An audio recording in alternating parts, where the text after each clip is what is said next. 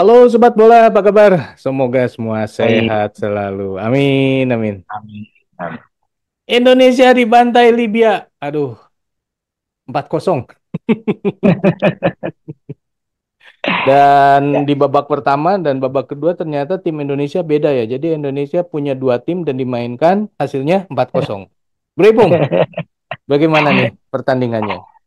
Iya, memang ini kan tajuk dari pertandingan masih berupa friendly match ya, dan ini tidak ada pengaruhnya dengan poin-poin FIFA katakanlah ya. Mhm, Nah, tapi biar bagaimanapun ini kan adalah bagian dari sebuah persiapan Indonesia menuju Piala Asia, dan sepertinya kalau kita melihat pada hasil, memang sangat disayangkan sekali ya bahwa bermain dengan Libya kita masih keteteran bahkan kalah dengan angka yang mencolok 4-0 gitu loh.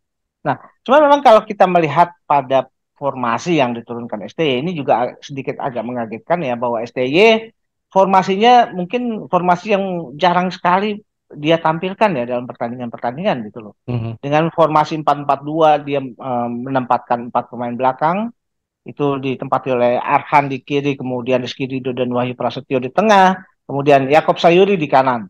Sementara di tengah agak mengagetkan juga ketika Dendi ditempatkan sebagai sayap kiri. Kemudian ada Mark Lok dan Ricky Kambuaya sebagai pemain-pemain gelandang serang dan gelandang bertahan dan ditopang oleh Sadil di kanan. mhm, Sementara untuk di depan dipercayakan pada Dimas dengan Rafael ya. Nah, kalau kita melihat pada awalnya pertandingan, justru kan pemain Indonesia juga berusaha untuk tetap katakanlah mengikuti instruksi dari STY untuk bagaimanapun caranya tetap bermain dengan pola-pola dari kaki ke kaki. mhm, Dengan pola permainan dari kaki ke kaki diharapkan bahwa progres dari sebuah serangan, progres dari sebuah passing itu akan berjalan. Dan sepertinya di menit-menit awal memang itu bisa berjalan dengan baik ya. mhm, Artinya progres-progres passing juga sudah mulai kelihatan dan pemain Indonesia baik pemain yang memegang bola maupun pemain yang menopang dan pemain yang berusaha menjadi tembok untuk diberikan passing itu juga sudah saling mengetahui bagaimana cara dia bergerak. Nah, mhm, nah itu yang kita lihat pada awal babak pertama. Sementara Libya untuk mengkanter hal demikian itu juga melakukan pressing-pressing yang kuat. Nah, pressing-pressing yang kuat Libya ketika pemain-pemain Indonesia bisa bermain dengan passing-passing yang pendek yang cepat, itu mhm, sepertinya pressing dari Libya ini tidak banyak berarti ya. Mereka mhm, juga karena selalu ketika mereka berusaha mempressing pemain yang memegang bola, selalu sudah ada pemain yang menjadi tembok ya, menjadi mhm, pemantul. Dan mhm, itu juga berjalan dengan baik. Cuma sayangnya konsistensi dari progres passing dari kaki ke kaki ini tidak berjalan sepanjang babak pertama katakanlah seperti itu. mhm, Nah, lambat laun Libya juga sudah bisa mengkanter hal yang demikian. Caranya ketika pemain Indonesia melakukan katakanlah progres untuk melakukan serangan, kemudian berhasil diredam oleh pemain Libya. Pemain Libya untuk melakukan transisi itu banyak melakukan lob-lob bola umpan-umpan panjang.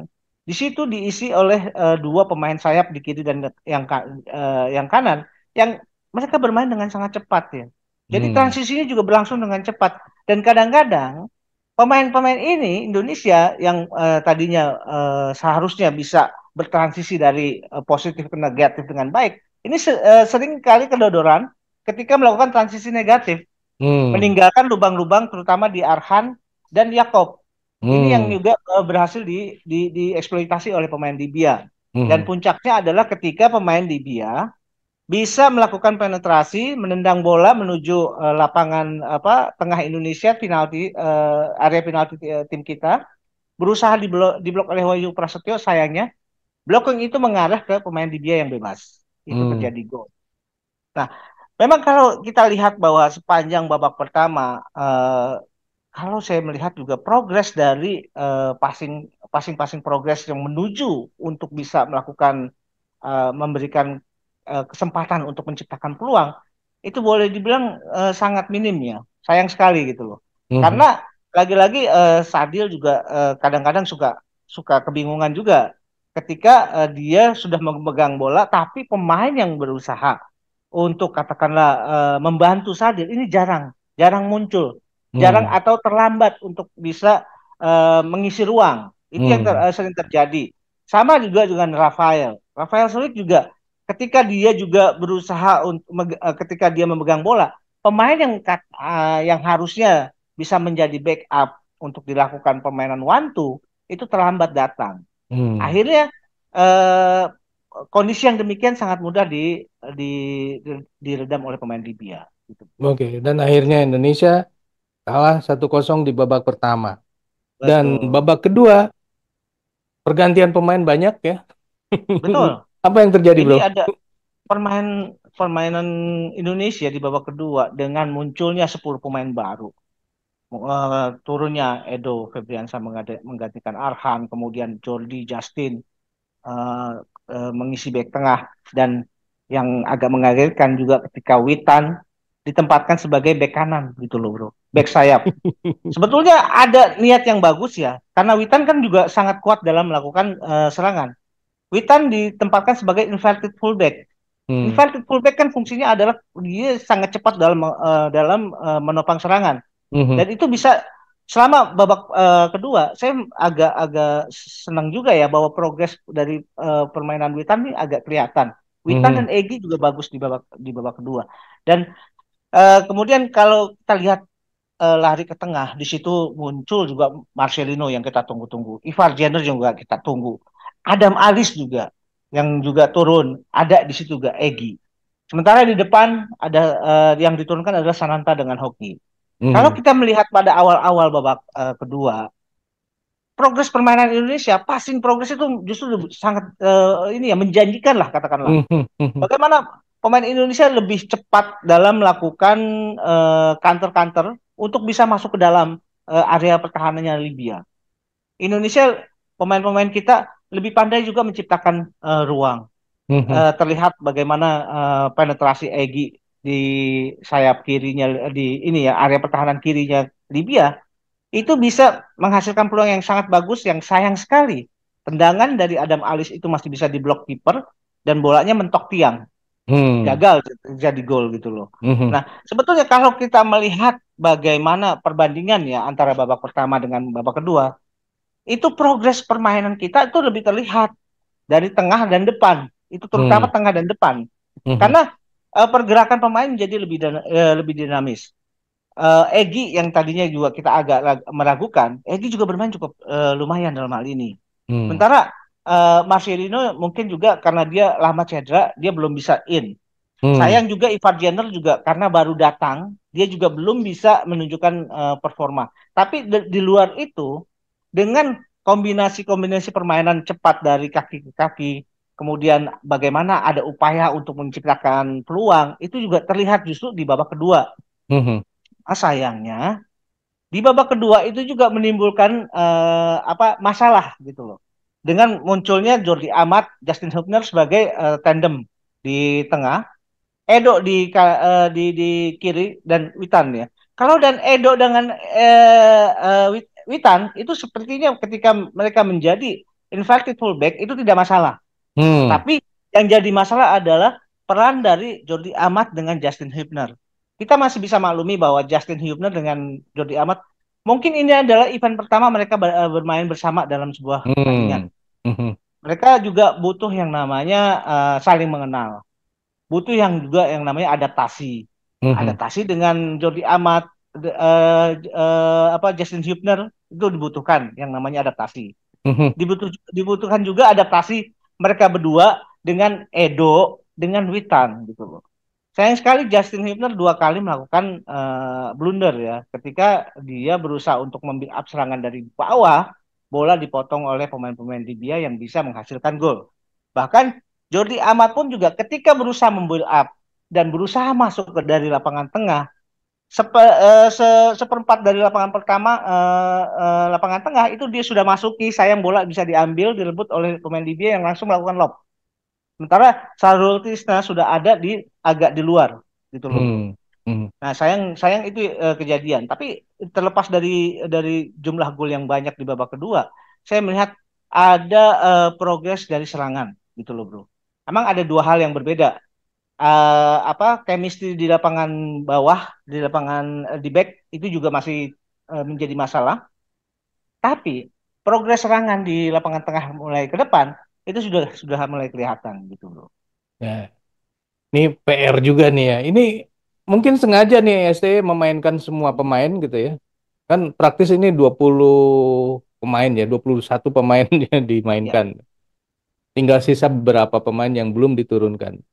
Nah, mungkin betul. ini sengaja diturunkan pengen tahu nih, biar jeleknya ketahuan jelek, bagusnya kelihatan bagus.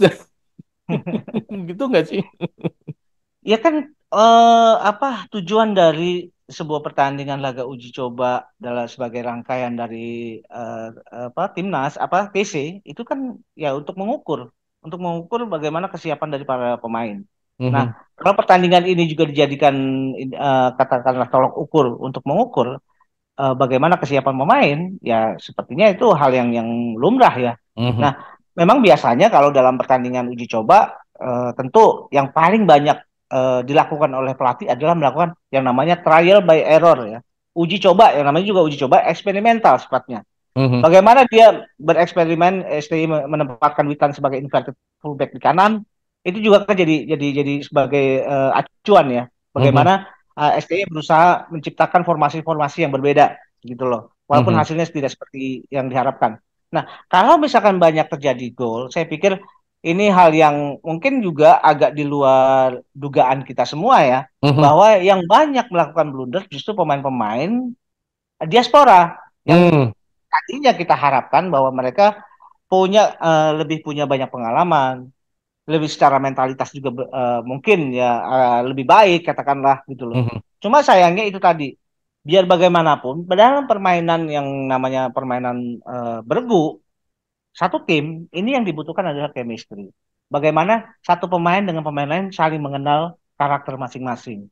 Itu yang katakanlah di pertandingan kali ini belum kelihatan, terutama mhm. di bawahnya bro. Ya. Nah, ini kalau misalnya ngelihat hasil kayak begini nih, Mhm. masih optimis nggak sih di Piala Asia kita bisa apa namanya menunjukkan kelasnya? Kalau dari pertandingan pertama, saya belum bisa apa mengambil keputusan ya, Mhm, karena di situ masih banyak pemain-pemain yang kita harapkan bisa turun. Masih ada mhm, Shane Patinama belum turun, Sandy mhm, Walsh belum turun, gitu loh. Nah, kita harapkan sekali bahwa di pertandingan kedua di tanggal 5 melawan Libya yang sama, gitu loh. mhm, mhm. Kita dan konon kabarnya menurut info bahwa di pertandingan kedua ini itu ada poin yang dipertaruhkan, gitu loh.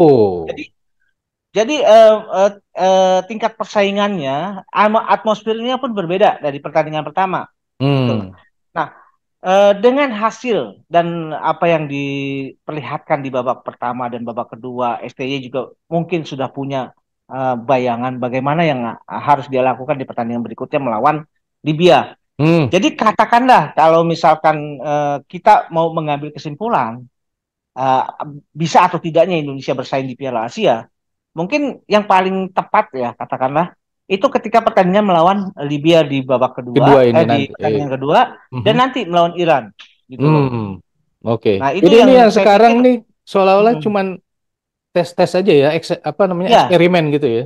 saya Nggak saya bisa melihat dilihat. bahwa ini lebih kepada eksperimental. Jadi Hmm, ini uji coba yang sifatnya eksperimental. Eksperimental pertama yang saya lihat bagaimana STY menerapkan formasi 4-4-2 yang mungkin dia belum pernah menurunkan formasi seperti ini. 4-4-2. hmm, hmm, Kemudian, hmm, kemudian eksperimental berikutnya, ketika dia menempatkan Witan sebagai inverted fullback. hmm, hmm, Ini juga saya belum pernah dengar ya Witan ditempatkan sebagai inverted fullback. Nah, kemudian dia juga mempercayakan di dua babak dengan Sahrul Tisna. Ini juga kan sebagai katakanlah memberikan jam terbang kepada Sahrul Tisna. Jadi Indonesia tidak lagi terpaku pada satu goalkeeper, hmm, gitu loh hmm. bro. Ya ya ini. Tapi kalau kalau dari hasil ini kemudian kita susun satu tim utuh nih untuk lawan Hmm. Libya nanti, kira-kira siapa aja yang dipakai, bro? Apakah Jordi Amat dan Hapner bisa dipakai? Kemungkinan itu ada ya, karena dalam pertandingan melawan Libya di babak kedua, di pertandingan kedua pun juga ada dua babak ya. Mhm, Kita masih belum masih menunggu formasi-formasi dengan turunnya Elkan Bagot juga, mhm, Sandy Walsh, Shane Patinama. Kita masih menunggu itu.